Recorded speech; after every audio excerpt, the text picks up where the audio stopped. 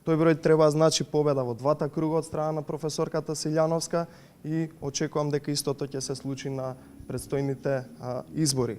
Од она што можам да истакнаме дека ВМРО ДПМН максимално ќе се залага за европска фер и демократска кампања, ќе ги следи сите оние норми и начела кои што се припишани од страна на изборната комисија во однос на фер и демократските избори. Можам да кажам дека веќе прекинавме со сите активности кои што не смеат да бидат емитувани, реализирани така натака на дали на терен, дали медиумски, дали на интернет, социјалните мрежи, така да го очекувам истото и од страна на власта, бидејќи како што можев и сабајлево да видам, Стево Пендаровски нема прекинато со интернет активностите.